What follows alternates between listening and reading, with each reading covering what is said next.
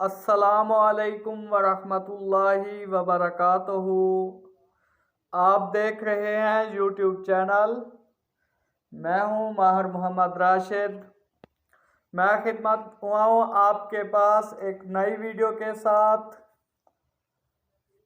हमारी आज की वीडियो का उन्वान पाक पैगम्बर सल्लल्लाहु अलैहि वसल्लम पर नाज़िल होने वाली पहली वही का उन्वान है। तो मैं अल्लाह पाक से दुआ करता हूँ, अल्लाह पाक हक बात करने की और उस पर मुझे और आपको अमल करने की तौफीक अता करें।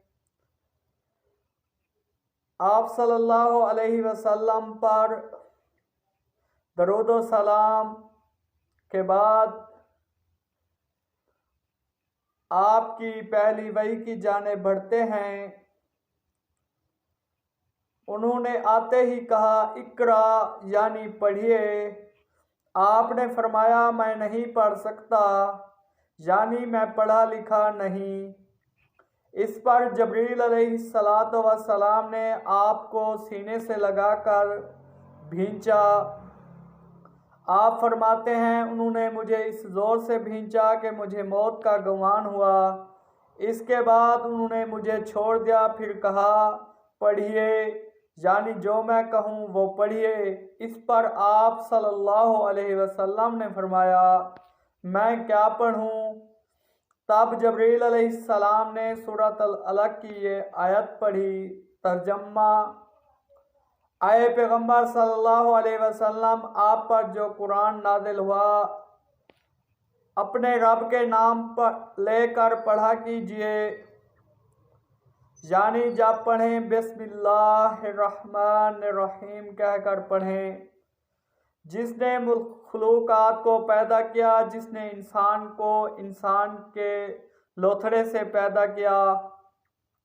आप कुरान पढ़ा कीजिए और आपका रब बड़ा करीम है, जो चाहता है अता करता है। जिसने लिखे पढ़ों को कलम से तालीम दी और आम तौर पर इंसानों को दूसरे ज़रियों से इन चीज़ों की तालीम दी जिनको वो नहीं जानता था।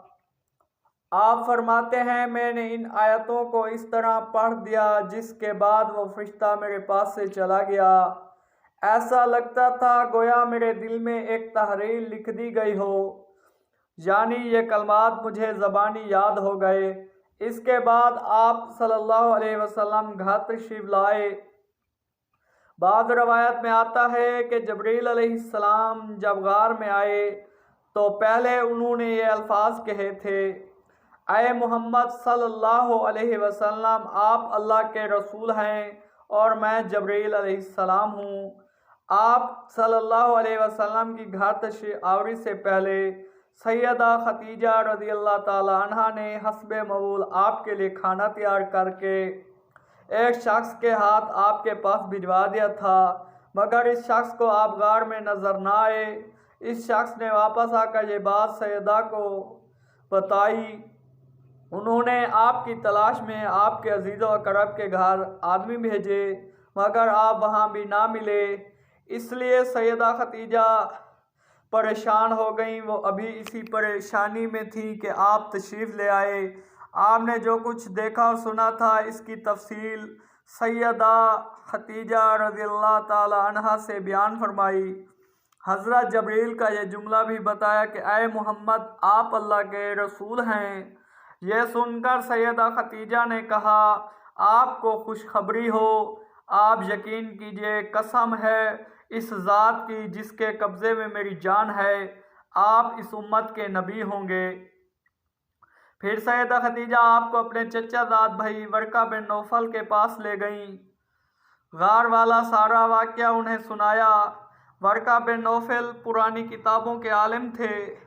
सारी बात सुनकर वो पुकार उठे, कदुस कदुस, कसम है उस ज़ात की जिसके कब्ज़े में मेरी जान है। खतीजा, अगर तुम सच कह रही हो तो इसमें शक नहीं, इनके पास वही नमूस अकबर यानी जबरील अलैहिस्सलाम आए थे, जो मूसा के पास आया करते थे।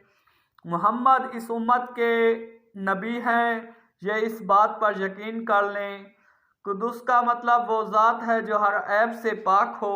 ये लफ्ज़ तअज्जुब के वक्त बोला जाता है, जैसे हम कह देते हैं अल्लाह अल्लाह।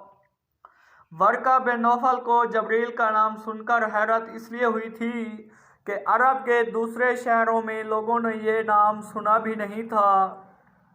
यह भी कहा जाता है कि वर्का बिन नौफल ने आपके सर को बोसा दिया था और फिर कहा था, काश मैं इस वक्त तक ज़िंदा रहता जब आप लोगों को अल्लाह की तरफ दावत देंगे।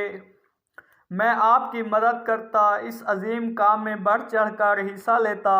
काश मैं इस वक्त तक ज़िंदा रहूं जब आपकी कौम आपको जुठलाएगी, आपको तकलीफ़ पहुंचाएगी, आपके पास साथ जंगें लड़ी जाएंगी और आपको यहाँ से निकाल दिया जाएगा।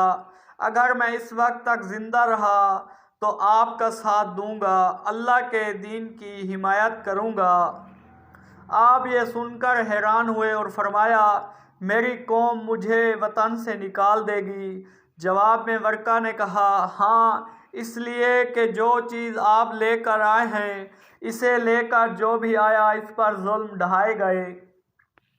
अगर मैंने वो ज़माना पाया तो मैं ज़रूर आपकी पूरी मदद करूँगा। वर्का ने हज़रत खदीजा से ये भी कहा, तुम्हारे खामद बेशक सच्चे हैं, दर हकीकत ये बातें नबूवत की इब्तदा हैं, ये इस उम्मत के नबी हैं। लेकिन इसके कुछ ही मुद्दत बाद वर्का बिन नौफल का इंतकाल हो गया। इन्हें हजून के मकाम पर दफन किया गया। चूँकि उन्होंने आपकी तस्दीक की थी, इसलिए नबी करीम सल्लल्लाहु अलैहि वसल्लम ने इनके बारे में फरमाया है, मैंने वर्का को जन्नत में देखा है, इनके जिस्म पर सुर्ख लिबास था। वर्का से मुलाकात के बाद आप घर तशरीफ़ लाए आए। इसके बाद एक मुद्दत तक जबरील अलैहिस्सलाम आपके सामने नहीं आए। दरमियान में जो वक्फ़ा डाला गया, इसमें अल्लाह ताला की ये हिकमत थी कि आपके मुबारक दिल पर जबरील को देखकर जो खौफ पैदा हो गया था, इसका असर ज़ाइल हो जाए और इनके ना आने की वजह से आपके दिल में वही का शौक़ पैदा हो जाए। चुनाचा ऐसा ही हुआ। जबरील की आमद के बाद सिलसिला रुक जाने के बाद आपको सदमा हुआ। कई बार आप पहाड़ों की चोटियों पर चढ़ गए ताकि ख़ुद को वहाँ से गिरा कर ख़त्म कर दें, लेकिन जब भी आप ऐसा करने की कोशिश करते, जबरील आपको पुकारते, ऐ मोहम्मद, आप हकीकत में अल्लाह ताला के रसूल हैं। ये कलमा सुनकर आप सुकून महसूस करते, लेकिन जब फिर वही का वक्फ़ा कुछ और गुजर जाता तो आप बेकरार हो जाते।